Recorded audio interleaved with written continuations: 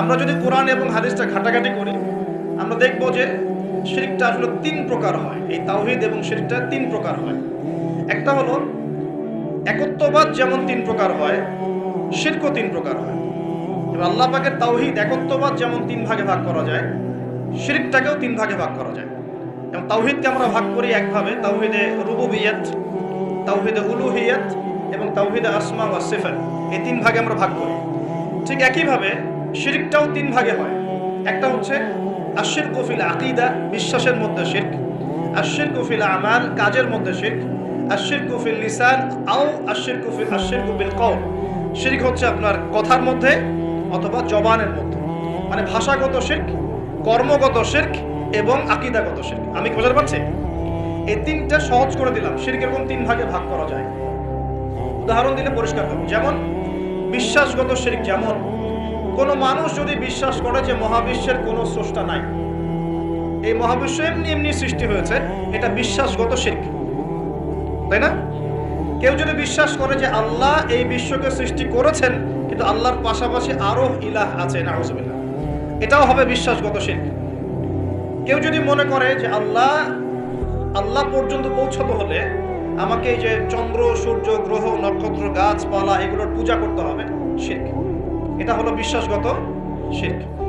ধরেন কেউ যদি মনে করে যে আল্লাহ বলতে কেউ নাই, নাস্তিকতায় বিশ্বাস করে, কোনো ইলাহ নাই, এই মহাবিশ্ব বিগ ব্যাং থেকে সৃষ্টি হয়েছে, এটাও হবে কি চিন্তাগত, আকীদাগত শিরক।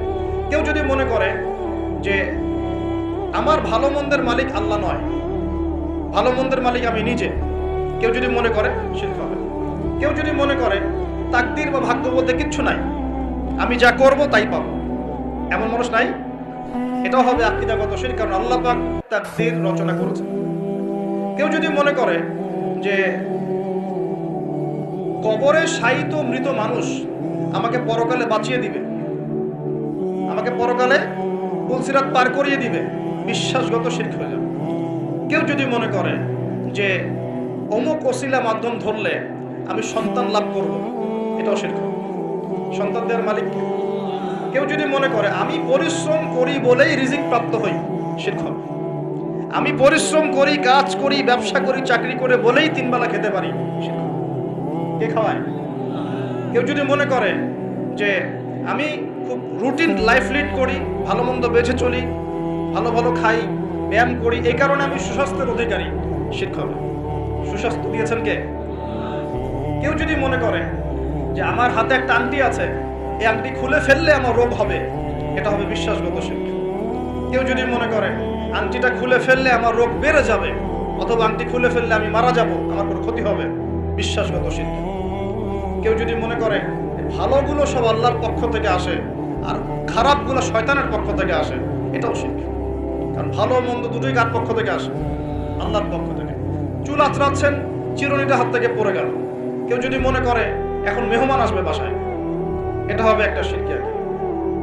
বাসা থেকে বের হয়েছেন, হঠাৎ করে হোঁচট খেলেন, এই কাপড়টা আটকে গেল, আপনি মনে করছেন হয়তো বাইরে গেলে কোনো অমঙ্গল অকল্যাণ হতে পারে, বিশ্বাস করলেই শিরক। কেউ যদি মনে করে যে রাস্তার পাশে লোক বসে আছে টিয়া পাখি নিয়ে, ও আমার ভাগ্য বলতে পারে, বিশ্বাস করলে শিরক। কেউ যদি পত্রিকা খুলে দেখে রাশি ফলে লেখা আছে তুমি সিংহ রাশি, তোমার আজকের দিনটা এমন যাবে, বিশ্বাস করলে শিরক। কেউ যদি হাত দেখায় জ্যোতিষীকে, দেখিয়ে বলে যে আমার ভবিষ্যৎ বলে দেন, আমার কয়টা বিয়ে হবে, কয়টা বাচ্চা হবে, কেউ যদি বিশ্বাস করে, তাহলে শিরক। এরকম অসংখ্য শিরক হতে পারে, আমি বলে শেষ করতে পারবো না, যেগুলো মানুষের চিন্তার সাথে সম্পৃক্ত। কিসের সাথে সম্পৃক্ত? এই চিন্তার সাথে যে শিরকগুলো সম্পৃক্ত, এগুলোকে আমরা বলি আশিরকু ফিল আকীদা বা বিশ্বাসগত শিরক। আমি কি বুঝাতে পারছি? আমি সহজ করে দিচ্ছি। 2 নাম্বার হচ্ছে আশিরকু ফিল আমাল, কাজের মধ্যে শিরক। কেমন? যেমন আল্লাহ বলেছেন আল্লাহর জন্য নামাজ পড়তে, যদি আমি বা আপনি অন্য কাউকে দেখানোর জন্য নামাজ পড়ি, কি হবে? শিরক। আল্লাহ বলেছেন আল্লাহর সন্তুষ্টির জন্য দ্বীনের জ্ঞান অর্জন করতে, এখন আমি যদি জ্ঞান অর্জন করি এই জন্য যে মানুষ আমাকে অনেক বড় বক্তা বলবে, অনেক বড় আলেম বলবে, মুফতি মুফাসসির বলবে, হ্যাঁ সবাই দাওয়াত করে খাওয়াবে আমাকে, ইত্যাদি ইত্যাদি, দুনিয়ার স্বার্থ থাকলেই এটা শিরক হয়ে যাবে। কি হবে? শিরক হয়ে যাবে। আল্লাহ পাক বলেছেন যে আল্লাহ রাব্বুল আলামিনকে সেজদা করতে, এখন আমরা যদি কোনো জড় পদার্থকে সেজদা করা শুরু করি, কি হবে? যদি কোনো মানুষকে সেজদা করি, যদি কোনো মৃত মানুষকে সেজদা করি, আচ্ছা, এটা ক্লিয়ার রাখবেন আগে। আল্লাহ পাক বলেছেন আল্লাহর জন্য কুরবানি করতে, ফাসাল্লি লিরাব্বিকা ওয়ানহার। আল্লাহর জন্য কুরবানি করি আমরা, অন্য কারোর জন্য করি। আল্লাহ ছাড়া অন্য কাউকে সন্তুষ্ট করার জন্য কেউ কুরবানি করে, কি হবে? শিরক হবে। আল্লাহ বলেছেন দান সদকা করতে আল্লাহর সন্তুষ্টির জন্য। এখন আমি দান সদকা করলাম, বড় একটা ফুটানি, আমাকে মানুষ বড় দানবীর বলবে, এরকম বিশ্বাস করলে, মনের মধ্যে নিয়ত থাকলেই শিরক হবে। হজ করতে বলেছেন আল্লাহ পাক আল্লাহকে সন্তুষ্ট করার জন্য। এখন আপনি হজ করে আসলেন এবং টাইটেল লাগিয়ে বেড়াচ্ছেন আমি অমুক আলহাজ হাজি সাহেব, ঠিক আছে? মানুষ আমাকে আলহাজ বলবে, হাজি সাহেব বলবে, মানুষ আমাকে তখন ভোটটা দিবে, ভোটের সময় তখন আমাকে মানুষ ভোটটা দিবে। ওই স্বার্থ যদি থাকে শিরক হয়ে যাবে। আমি বুঝাতে পারছি না? ইবাদত বন্দেগীর ক্ষেত্রে যদি আল্লাহর সন্তুষ্টি ছাড়া অন্য কারো সন্তুষ্টি উদ্দেশ্য থাকে শিরক হয়ে যাবে। বুঝতে পারছি কি? আচ্ছা, যেমন নজর মানত করতে হয় কার জন্য? আল্লাহর জন্য। আর আপনি যদি অন্য কাউকে সন্তুষ্ট করার জন্য নজর মানত করেন, কি হবে? শিরক হবে। আল্লাহ রাব্বুল আলামিন তার কাছে দোয়া করতে বলেছেন। এখন আপনি যদি অন্য কারো কাছে দোয়া করা শুরু করেন, চাওয়া শুরু করেন, কি হবে? আল্লাহ পাক আল্লাহর জন্য কুরবানি করতে বলেছেন। কিছু মানুষ জিনদের জন্য কুরবানি করে এখনো সমাজের মধ্যে, জিনকে বশ করার জন্য, তাবে করার জন্য এবং জিন কেন্দ্রিক জাদুবিদ্যার চর্চা করার জন্য মানুষ জিনদের সামনে কুরবানি করে এখনো। পার্বত্য অঞ্চলগুলো ঘুরলে আপনারা দেখতে পাবেন। এবং মানুষ জাদুবিদ্যার চর্চাও করে। কেউ যদি কুফরি, তন্ত্র মন্ত্র, এসব জাদুবিদ্যার চর্চা করে, শিরক হয়ে যাবে। এরকম প্রচুর কাজ আছে যেগুলো আমলগত শিরক, কাজগত শিরক। একটা গেল চিন্তাগত শিরক, একটা গেল কি কাজগত, আমলগত শিরক।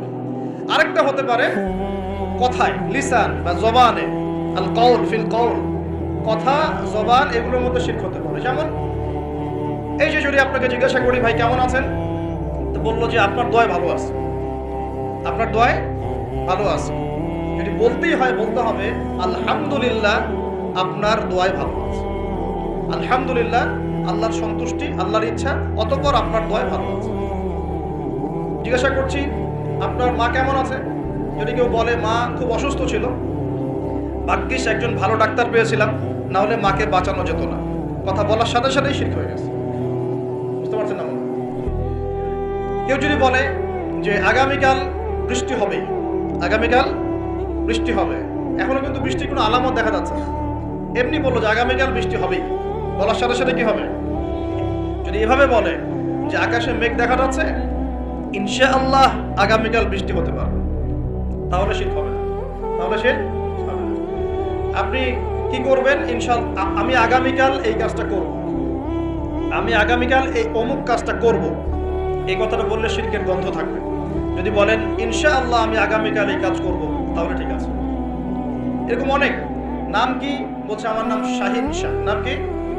শাহিন শাহ মানে রাজাদের রাজা, রাজাদের রাজা। কে রাজাদের রাজা? নামগত শিরক হয়ে গেছে। অনেক সময় আমরা নাম নিয়ে অনেক মস্করা করি না, বলি যে কি মফিজ, হ্যাঁ, তারপরে অনেক বিভিন্ন নাম বলি, খালেক, এই খালেক, এই মফিজ, এইভাবে নাম ধরে টাকা যাবে। আপনি সম্মানের সাথে বলতে হবে আব্দুল খালেক। কি বলতে হবে? আব্দুল খালেক। খালেক ও কি সৃষ্টিকর্তা নাকি সৃষ্টিকর্তার বান্দা? কোনটা? এরকম কথায় আমরা প্রচুর শিরক করি। অনেকে তো পলিটিক্যালি বলেন জনগণই সমস্ত ক্ষমতার উৎস, তাই না? এই শব্দ শোনেন নাই মনে? জনগণ সমস্ত ক্ষমতার উৎস। আল্লাহ পাক সূরা মুলকে কি বলছেন? তাবারাকাল্লাযী বিয়াদিহিল মুলক, তাবারাকাল্লাযী, বরকতময় সেই সত্তা যার হাতে সমস্ত ক্ষমতা। কুলিল্লাহুম্মা মালিকাল মুলক, মুলকের মালিক কে? রাজত্বের মালিক কে? রাজত্বের মালিক জনগণ, আল্লাহ। যদি আল্লাহ রাব্বুল আলামিনের বিধিবিধানগুলোকে, আল্লাহ পাকের বিধিবিধানগুলোকে কেউ মনে করে যে না এই বিধিবিধানগুলো এখন চলে না, আগে চলতো, এটা বলার সাথে সাথে শিরক হয়ে গেছে। বুঝতে পারছেন না? আল্লাহ পাকের বিধিবিধানগুলো এখন চলে না, আগে চলতো, ওই যুগে চলতো, এই যুগে চলে না, বলার সাথে সাথে শিরক হয়ে গেছে। কেউ যদি এই যে ইসলাম নিয়ে ঠাট্টা মশকরা করে, এই এরা তো মৌলবাদী, এরা তো ধর্মান্ধ লোকজন, এই যে টিটকারি মশকারি, এই টিটকারি মশকরা করার সাথে সাথেই শিরক হয়ে গেছে। আল্লাহ পাক সূরা তওবায় বলেছেন এটা কুফরিও হয়েছে, শিরকের সাথে সাথে কুফরিও হয়েছে। এরকম অনেক ব্যাপার আছে। আমরা বলি যে আমরা যা বিধান দিচ্ছি এই বিধান আল্লাহর বিধানের চাইতে ভালো, এরকম কেউ মনে করলে বললেই শিরক হয়ে যাবে, শিরকের সাথে কুফরিও হয়ে যাবে, দুটোই হয়ে যাবে। যদি বলে না আল্লাহর বিধানের চেয়ে বেশি ভালো না, কিন্তু আল্লাহর বিধানের সমান, সমান বললেও শিরক হয়ে যাবে, কুফরি হয়ে যাবে। আমি কি বুঝাতে পারছি ভাই? মানে কথার মধ্যে প্রচুর শিরক করি আমরা, প্রচুর শিরক করি। সবচেয়ে মারাত্মক এই হচ্ছে শিরকের পাপ। কারো আমল নামায় যদি শিরকের পাপ না থেকে অন্য যে কোনো পাপ থাকে, আল্লাহ তার নবীকে ওয়াদা করেছেন সেই পাপ মাফ করে দেবেন।